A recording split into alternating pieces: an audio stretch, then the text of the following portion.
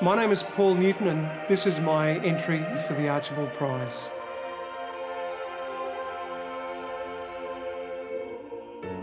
When I was thinking about who I'd paint in '99, Maggie Tabberer had just come out with her tell-all autobiography, which was controversial and selling through the roof and a great success, as is everything Maggie touches. So I thought, who better to paint than her? I was living on my property in the Southern Highlands and he came down and we talked first of all and then we walked, and he said he loved the big oak tree in the garden and then he liked the terrace of the house. And I think we got snapped in all these different places. And it's interesting that, of course, the portrait came out and there's no background whatsoever. It was a really hot, steamy week and I didn't have any air conditioning in the studio, and I was putting layer upon layer of paint on this giant canvas, and it seemed that everything I did to this canvas made it look worse, and so I was getting really frustrated, and I was also running out of time, and I just thought, bugger it. I took it outside and just let out all of my frustrations and aggressions on this canvas. He said, I put you on the lawn and I got the hose and I blasted the hell out of the background. About 3/4 of the paint layer had come off. It left a really nice patina, a really nice textured effect. And out came this wonderful, muted, khaki sort of colour. And of course, when I'd seen it, I didn't know that story. So of course, afterwards I thought, well, you know, sometimes things happen for a reason, because it's a wonderful colour.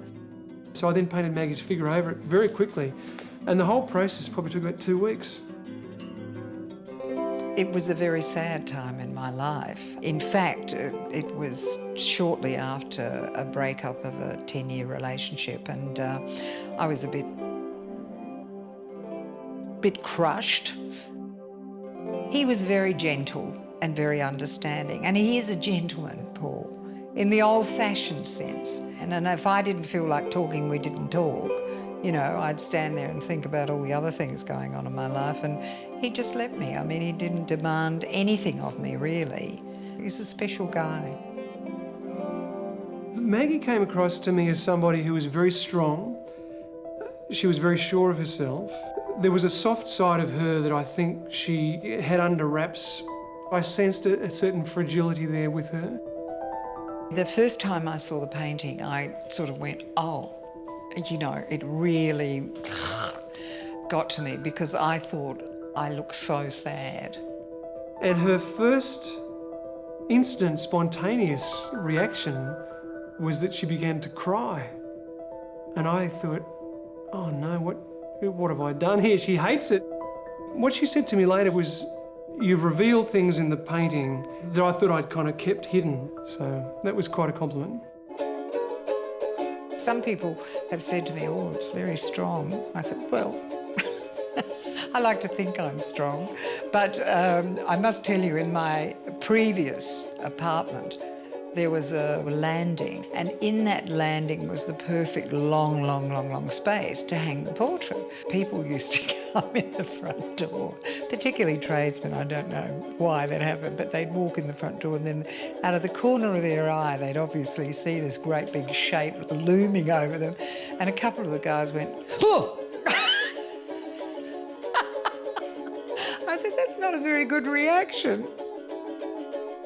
Going to see yourself, though, in the gallery is horrific.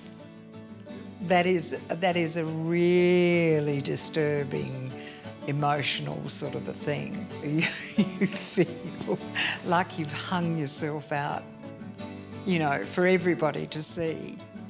The painting of mine, which I think has been considered my best regarded, was in fact the portrait of Maggie.